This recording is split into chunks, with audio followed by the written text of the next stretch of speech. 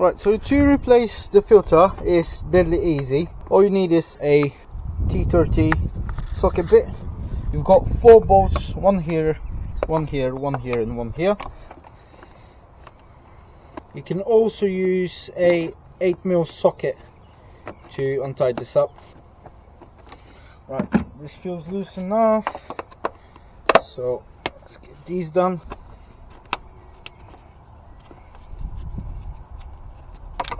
They're very long.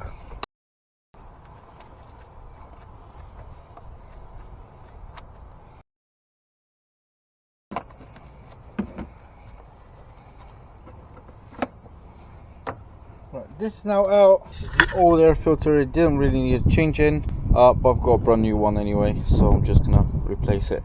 So the new filter is in. All we have to do, to be fair, you don't really need to untie this one because this is flexible, so it moves around. And I'm gonna get a smaller flathead, so it's gonna be easier for me to tie it back up. To be fair, I did a rookie mistake. I should have checked how the filter looks like before I order anything. So tighten these 4 bolts, the air filter,